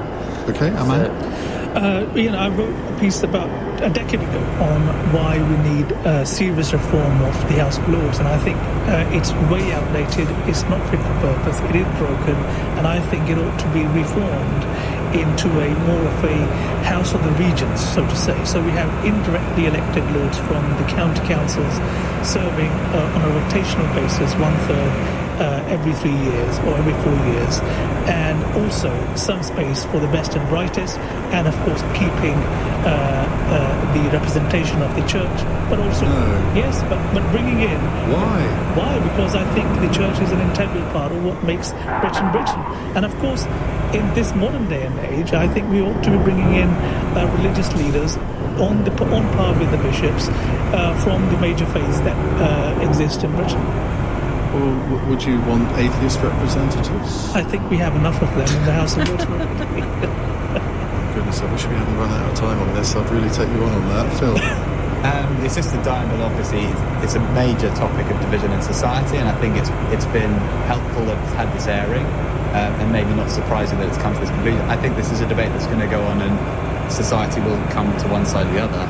I do support House of Lords reform. I actually do support the bishops and the lords as well. I'm not like to see people of other faiths. Do you, Sahel? Good thing. Yeah, I'm all for faith in society. Get them out! That's one of the first group I'd get rid of. What I would like to see is like jury service, a random selection of the public. Oh my God! We wouldn't get into politics otherwise, being able to have the view, because I think we actually... I was thinking, what an informed, educated, intelligent panel you were, and now you want to keep the bishops in the House of Lords. There we go. We've done ourselves in now. Oh dear. Right, our fun questions, if that wasn't fun. This is from Jim in Portsmouth. Tracy Emin's retrospective opens tomorrow at the Tate. What unconventional item in your home could be a work of art? And Tracy Emin's unmade bed, course, is her most famous piece. I can make that every day. Sahel. So I used to be an Arabic teacher, and the students once gifted me an antique handheld clock, and they inscribed some sort of religious poetry on the back. So because of the poetry, I thought of it as a good luck item, so I kept it in my pocket. Because it was an antique, it couldn't handle being carried around everywhere. So it stopped working, and now the hands are falling off. So it wasn't good luck for the clock, but it's a broken good luck clock item, which I keep very safely in my house. So I feel as though all of the political paraphernalia that I've accumulated over the last 20-odd years of election leaflets, etc. What's your proudest on it?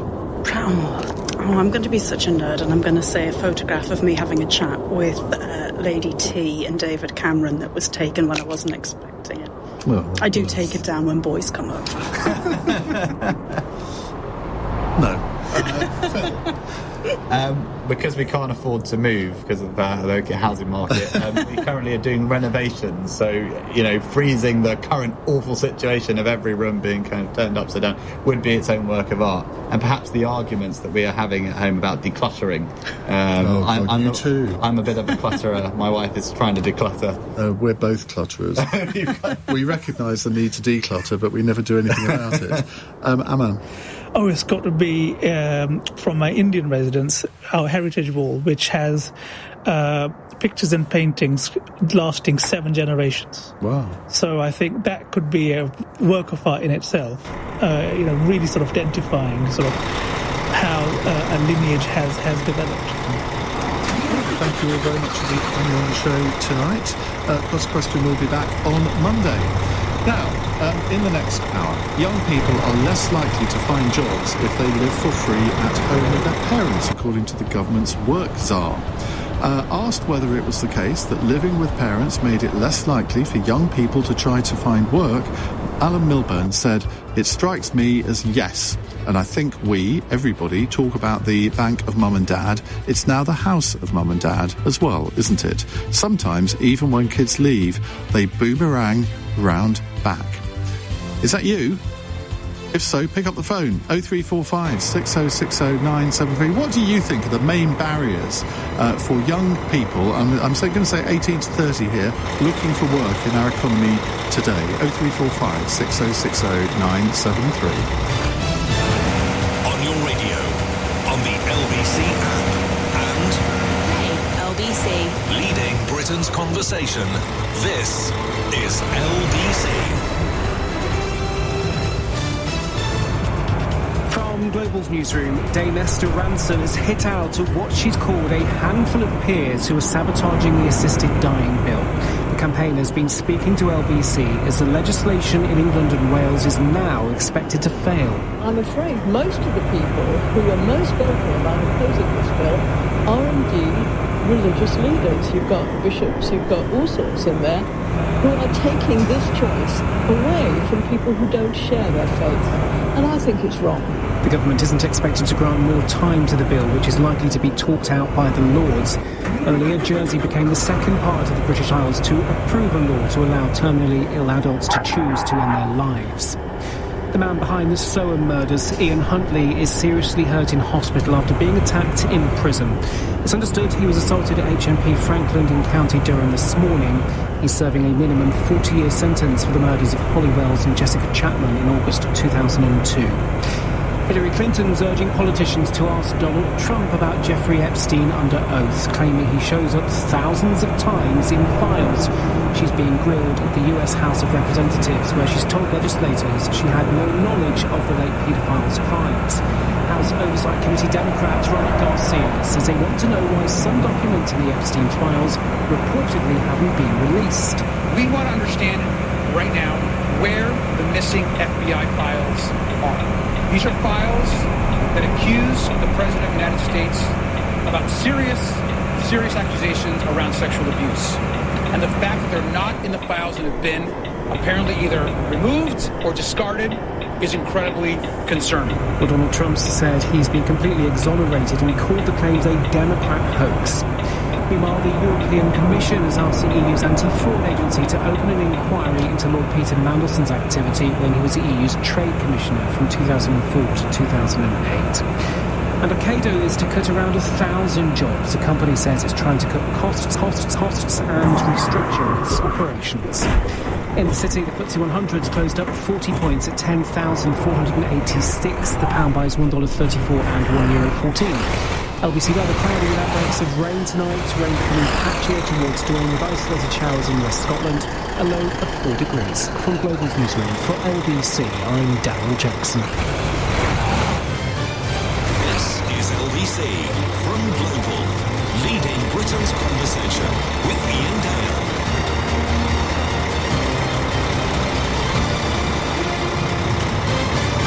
Hello, very good evening. 5 minutes past 9 is the time on LBC. One of the biggest issues in society nowadays is the number of young people who are not in education, employment or training, the so-called NEET generation. More than 900,000 people fall into that category nowadays. Nearly 1 million people. I mean, that, as Liz Truss would say, that is a disgrace. I don't believe that the majority of those 900,000 don't want to work. I don't believe that they don't want to be in education. I can't believe that they don't want to be in some sort of training. But they're not. Why? If you are one of these 900,000 people, give me a call and tell me why. And are you living at home? I think possibly it is the case that if you are living at home in your 20s, you sort of feel, I don't know, almost insulated from the world. You're in the cocoon of your natural home with your parents. They look after you, they feed you, they house you. I'm sure they clothe you, but I mean, it is a bit of an unrealistic lifestyle when all of your friends are out earning money or sort of getting some sort of educational training, and I think it can be almost quite lonely in that kind of environment because you're not living the life that a normal 20, 22,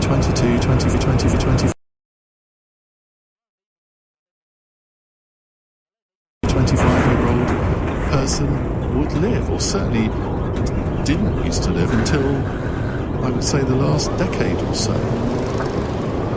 So what are the challenges in finding a job, finding a training place, finding an apprenticeship? Does living at home actually hinder that process? I can't give you any personal experience here, apart from the fact that when I left university, I think I did spend a bit of time, was it a year, living at home and commuting into a job at house clubs in London. I can't actually remember how long that was. And I really enjoyed living at home. I liked living with my parents. We always got on. There was barely ever a crossword. They didn't charge me rent. And given the fact that, this was 1985, my salary was £6,000 a year, which I can assure you is very, very difficult to live on even in those days. But I knew that that wasn't going to be sort of a long-term thing for me. I knew that at some point I would find accommodation in London. It was comparatively easy to rent, and I did. I went to live in Fulham. I just had a one bedroom in a flat which was owned by British Caledonian Air Hostess. That's what they were called in those days, so I feel like I can use that phrase now. Flight attendant. And lived there for a year, 18 months or so. And then bought my own flat in East London in Walthamstow for the grand sum of £58,000. This was 1988, I think. But that was how things were in those days. You knew that you were going to get a break. There was an established system that once you got a little bit of a deposit together, you would be able to get on the housing ladder, you would be able to get a mortgage. Well, that's not the same now. There was a lot of unemployment in the 1980s, but it generally wasn't graduate unemployment. Whereas now, I think we are reaching a stage where we are about to have an epidemic of graduate unemployment. I think it's already started, if I'm honest. So we're entering a new era where it's going to be even more difficult, I think, for people in their 20s to get reasonable jobs. Now, then you hear that we need 250,000 builders in this country. So you think, well, okay, well, why aren't the building companies launching training schemes to recruit more builders? Because apparently we're only training about 60,000 at the moment. So there's a massive gap there. So then people say, yeah, but we don't need to train them in this country. There's lots of people who come in from overseas and fill those jobs. Well, no. If we have 900,000 people that need a job or some sort of training, surely to goodness, even if you graduated in French or German or something, you would rather train to do a job which maybe you'd never thought you would. That's surely preferable to just sitting at home doing the Summer Sweet Fanny Adams. 0345 6060 973. Well, Alan Milburn, he's the former Labour Health Secretary under Tony Blair. He is the government's neat czar, if I can call it that. He thinks that living with parents makes it less likely for young people to try and find work. Well, Alan Milburn is older than me, so you might think, well, he's totally out of touch, he doesn't know what he's talking about. Or do you think there is something in this? Let's talk to Conor Nakan, who is a senior researcher at the Intergenerational Foundation. Conor, very good evening. Why do you think that this is becoming a worse problem as each year goes by? Thanks for having me. It's a pretty important question because the picture is bleak overall in the economy and for unemployment, and we saw that in the recent figures. But it is particularly bad for younger people, and those NEET numbers that came out this morning really reinforced that. I think with this kind of picture out view and the view of many commentators and analysts is that it's a mixture of different factors. It's a mixture of a broader kind of economic downturn, slow growth, slow productivity, but also in many ways the kind of things the government has done over the past 12 to 18 months certainly haven't made it any easier, and if anything they may have exacerbated it with changes to employers' national insurance and also some other changes as well. So I mean, if Alan Milburn today said that what the government should be trying to do is incentivize employers to take on young people, they need to think about incentives. One great incentive is to not make it more expensive to employ young people. And of course the minimum wage has gone up quite dramatically over the last few years to a point where now, and because they've tried to sort of more or less equalise the young person's minimum wage to the adult minimum wage, I mean that is a disincentive for particularly people in the hospitality industry to take on young people. It can be. It's hard to sometimes disentangle these things about what's really the most significant drivers. I think for a long time, in principle, we've been in favour of wage equalisation, but I think that's always contingent on economic conditions. And I think the conditions at the moment you speak to or you hear from people in the hospitality sector, the retail sector, but also in the more professional services sector. And it's expensive and difficult to hire people at the moment. And we know that young people are always either the first ones to be fired or the first ones not to be hired. So the government can avoid making the situation worse. So these comments about living at home, I mean, I'm not sure I buy what Alan Milburn's saying here, if I'm honest. Well, I don't know if he has necessarily the data to back it up. Certainly there are more younger people living at home. The IFS actually put out some great numbers on this last year. I think for 25 to 29-year-olds, the percentage living at home has increased from 20 to 28% over the last 15 years or so.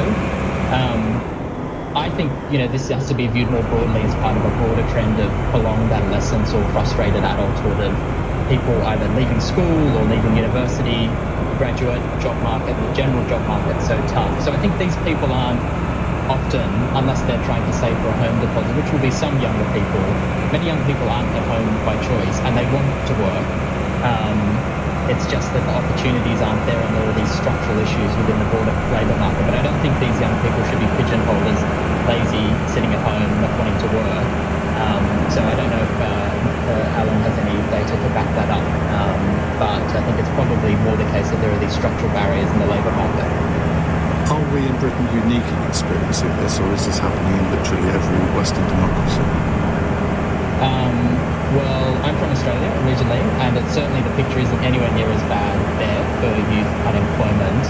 I think interestingly in the most recent youth unemployment figures that for the first time since these statistics were collected, the youth unemployment in the UK is now above the EU average. I feel like the commentariat for many years would always point to Europe and point to their high youth unemployment rates, but now Britain is finding itself in a position where it's kind of catching up, or if anything overtaking some European economies and the structural issues with the youth labour market. What's the way out of this? Because we're all, I think, very good at diagnosing the problem. But I noticed this on my cross-question panel when we talked about this in the last hour. Nobody had any real solution to this. Well, I mean, other countries do this differently. So I think the thing is, I think in general we welcome the Milburn Review and a kind of systematic review of this, but we've known this has been an issue for some time. It's just the numbers have gotten much bigger in recent years. We'd like to see some action on that. And in terms of action, I think it is, you hear governments talk about apprenticeships all the time. The UK has some of the lowest rates of apprenticeships across the EU area. Other countries like the Netherlands and Austria have much more paid work schemes for younger workers to get them, because it's those first few years are some of the most pivotal for your lifetime outcomes. So it's really important to get people in the labour market early, building those skills and experiences. So I think there are plenty of models across Europe with semi-subsidised employment, more incentives for employers to take, because it is sometimes a risk to take on a young person when you have to spend the time and effort to train them up. And I also think maybe asking businesses perhaps what they really need is a good first start. I think sometimes there's been a bit of a disconnect with this government between what they say they're doing and being able to actually speak to the business community about what they want for their firms and their employees. Connor, thank you very much indeed. That's Connor Nakan, who's a senior researcher at the Intergenerational Foundation. I'm looking forward to hearing what you think about this. I'm looking forward to hearing what you think about any subject that we cover, but I think in particular this one, I think those of us of an older generation, I think maybe find it more difficult to relate to people in this situation because we didn't have to go through it. The employment market, certainly for graduates in the 70s and 80s, was always reasonably positive. There were always complaints that there weren't enough jobs, but compared to today, for graduates, I think there was. But this is not just afflicting graduates here. This is people from all sectors of society, people who don't feel that, to use an Australian phrase, they're not being given a fair crack. And that's all anybody asks for, isn't it? You want to feel that if you do the right thing, if you take a degree, if you get an apprenticeship, that there will be a job there waiting for you at the end of it. Well, that was almost guaranteed until fairly recently. And you see, with the advent of AI, this is only going to get worse. And particularly, I think, for graduate. We've already seen the effects of all the big banks, the big management consultancies, accountancy firms. They have cut back dramatically on the numbers of people that they're recruiting in the so-called university milk round. And that's only going to get worse. The number of jobs available last year declined by 33% in 1 year. So imagine if we're having this conversation in 5 years' time, imagine what the situation is going to be like then. But let's ignore graduate employment. Let's look at people who leave school at the age of 18 and at 25 are still not in education, employment or training. How soul-destroying is that? Does it actually help if you're living at home that you are at least getting some sort of family support for your situation? Or do you think that there are a lot of layabouts in our society and they are all included in this 900,000 figure? I might as well put it in stark terms because there will be a lot of people who still think that people choose not to have a job. And I'm sure there are some people that do, but that's not the majority or even a big minority of that 900,000. So what can we do to get the 900,000 needs into employment, training or education? 0345 6060 973. And secondary question, what is it like living at home at the age of 28, 29, 30? Something that you probably never envisaged would happen when you were 16, 17, 18. Is it soul-destroying? Does it mean that you lack self-confidence? Does it always give you anxiety? And if you're the parents of one of your kids that is still living at home at that age, you weren't expecting that to happen. Now, my mother would have been very, very happy for me to be living I think she would have been happy for me to be living at home at the age of 29, 30, because we were always a very close family unit. But it's unnatural, isn't it? 19 minutes past 9. This is LBC. At Amazon, over 50% of deliveries now come with less packaging or with no added packaging at all. It's a difference you'll notice on your doorstep. where you chat with friends, where your neighbour's daughter practices guitar, and where we deliver your new noise-cancelling headphones in the manufacturer's packaging. Much better. Reduced packaging from Amazon. We're delivering change where it matters, on your doorstep, based on 2025 Amazon packaging data across the UK and EU. When you're smiling. Banning Dental Group Clinics, with over 5,000 top-rated Google reviews. Keep on smiling. JP Morgan Personal Investing gives you the clarity to make more informed decisions on your investments, which is great, because right now, something else just became crystal clear. Your kid just outgrew the kids' menu. Now he's ordering a truffle gnocchi. You consider making a don't gnocchi it till you try it joke, but now's not the time. Now's the time to grow his world, one bite at a time. Search JP Morgan Personal Investing. Invest with clarity. Capital at risk. The Philly cheese stack is back at McDonald's and it's still intensely cheesy. Imagine the cheesiest thing ever. Now cover it in cheese. Add 2 beef patties, cheddar cheese sauce, crispy onions, and even more cheese. The Philly cheese stack. Did we mention it's cheesy? Available until the 16th of March 2026 from 11 a.m. Please apply to delivery orders. Price and participation may vary subject to availability. This is LBC with Ian Dale. Call 0345 6060 973. 21 minutes past 9. Tony says, thanks for discussing the issue of needs. I think a big part of the problem is that many young people think they're too good to do some of the jobs that are available. I think that is a really valid point. Because, look, we all want to do our ideal jobs. It's a natural human thing. If you've trained to do something, if you've got a degree in a particular subject, you want to do what you've always wanted to do. But life ain't like that, is it? And there are some times when you have to do other things before you get to where you really want to be. And I think that it's better almost to take any job so you actually have a job on your CV, that when you apply for the job that you really want, you can prove that you've had a job, even if it is something that people would think is comparatively menial. It's better to do that job than not do any job at all. I mean, also, for your own mental health, I would say it's better to go out and do your 8 hours every day, even if it is something that you thought you would never end up doing. I think most people in their working lives have done that at some point, because we can't all have the jobs that we ideally would want. I wanted to do this job when I was 23.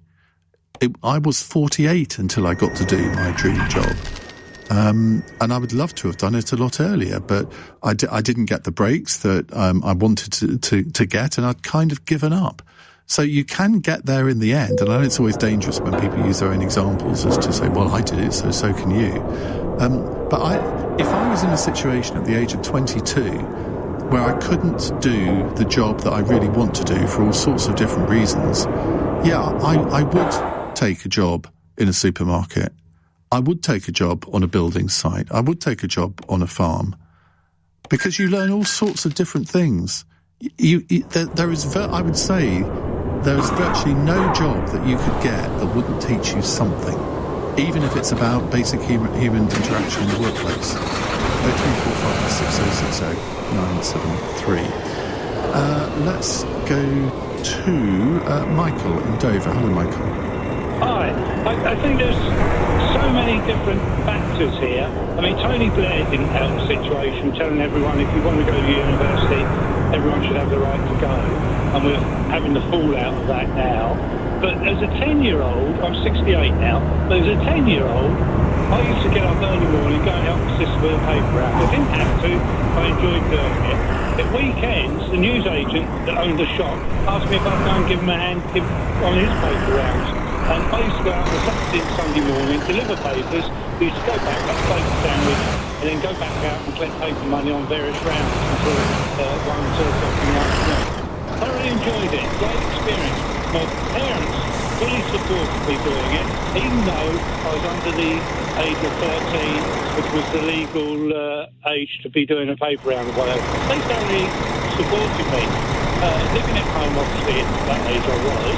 You see, you've just said something I think quite important there. And I think the decline of the Saturday job, I mean, I hear what you say about news rounds, but I mean, first of all, not that many people have newspapers delivered anymore, so that's probably largely gone. But the Saturday job that in our generation we would have done, it almost doesn't exist anymore. So people don't get used to being in a workplace at an early age. I spent 30 years on the railway. Thoroughly enjoyed myself as station supervisor for the majority of it. The last 5 years I was train driving. But I remember I was mopping the floor in the waiting room one day because it needed doing. I was a supervisor, but it needed doing. I got on and did it. No problem with that. But there's 5 teenagers there sniggering and laughing, and I engaged in conversation with them, and they were sneering at the job that I was doing. They wouldn't want to go and check the toilets. They didn't want to mop the floor in the waiting room. But as I pointed out to them, they said to me they wouldn't do it because it wouldn't pay enough. I said, how much do I get paid? They didn't have a clue. I said, well, I'll tell you this. I paid sufficiently that I've gone motor racing before now, saloon cars and single-seater cars. I currently own a hot air balloon, which I go out and pilot myself. Wow. And I go skiing each January, February on the ski holiday. So I managed that from this job that they weren't prepared to even consider doing, let alone understand what the work factor is or what sort of money you could earn. They just sneered it wasn't for them. And that's the problem. People have got to get out there, get involved in a job, then progress from that. Okay. I'm going at managing director level. I'm going to divert the conversation away from the subject now because I want to know how you got into hot air balloon. Well, it's right myself. I was doing it one time. I went to Leeds Castle. And, I used to play golf there. Oh, did you? I went for a meal in the pub just on the side of there, the Ghetto pub, yesterday. But anyway, I went to Leeds Castle for a balloon meet to see what's going on, and just the noise of the burners really engaged me. I thought, I've got to do this. And ironically, I did my pilot's licence exams in the Cameron Balloon Factory in Bristol, which is the same factory that my grandfather did his printing apprenticeship in originally. But that's how I got involved in it. So you actually have to have a licence to fly a hot air balloon? Yeah, you've got to have a pilot's licence. Didn't know that. And given that Leeds Castle is not that far away from the Channel, do you have to be a bit worried about the way the wind's blowing? No, because I